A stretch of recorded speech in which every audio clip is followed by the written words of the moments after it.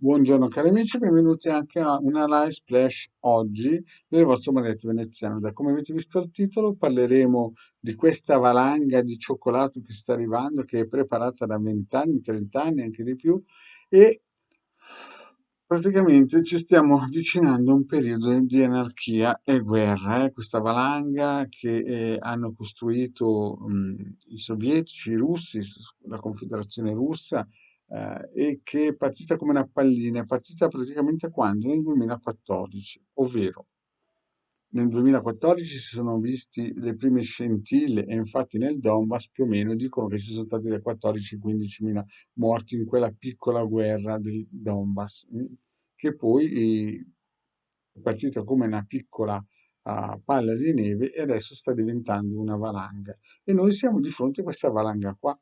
mm. Pensiamo che il piano A del signor Putin stia fallendo o sia stato rallentato. In realtà, chi conosce e sa cos'è la guerra sa benissimo che all'inizio non si entra in campo con i pezzi migliori, ma si entra in campo sempre con le cose che un po', diciamo brutalmente, si vogliono buttare via. Quindi abbiamo visto una forza in campo di più di 160.000 uomini su uno Stato che apparentemente sembrava indifeso, una democrazia che dal 2014 ha voluto sempre di più imprimere un senso al proprio Stato, alla propria nazione, cioè si sono formati perché hanno avuto per almeno 60-70 anni il piede sia di Lenin che di Stalin sopra il copino. Quindi nel DNA degli ucraini chiaramente non c'è una grande voglia di fondersi con i russi.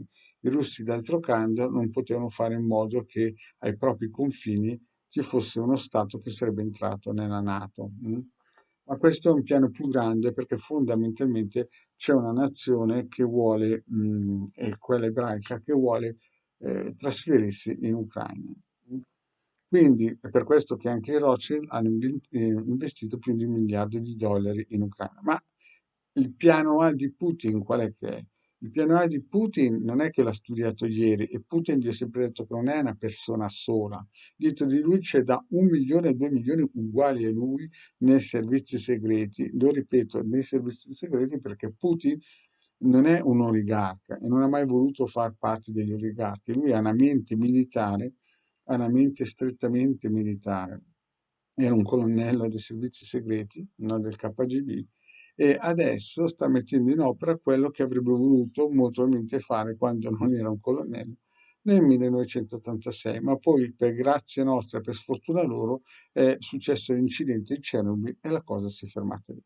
Ma adesso la valanga è partita, il piano A sta funzionando, non è che è rallentato Putin, Putin sta cercando di portare l'Ucraina non nel Medioevo, ma nella preistoria. Cioè praticamente dopo 10 giorni, 15 giorni di bombardamenti russi, se l'Ucraina dovesse ripartire da zero ci metterebbe 10 anni a ritornare come era 20 giorni fa.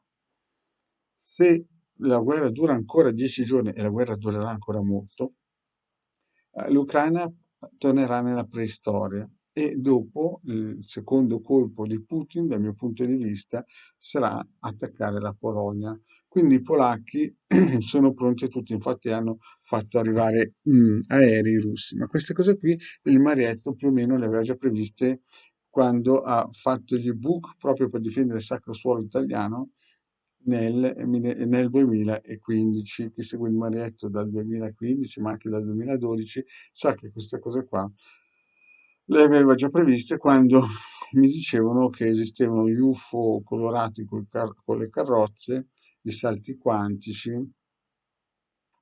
le luci colorate, le paroline di potere e le luci, non so, fluorescenti, settimo piano, quinto piano. Quel periodo lì, no, quando c'era il 2012, ecco, il Marietto spiegava che sarebbero arrivate queste valanghe, spiegava benissimo cosa sarebbe successo dal 2020 al 2029, per chi lo segue, il Marietto sa che le ho sempre dette, e adesso il maledetto continua a dire state attenti, cominciate a fare dei bei pranzi a casa, perché come gli ucraini non sanno più cos'è un pranzo, almeno per 5-6 milioni di ucraini non sanno più cos'è un pranzo da 20 giorni, ecco, per noi ci sarà un periodo uguale identico.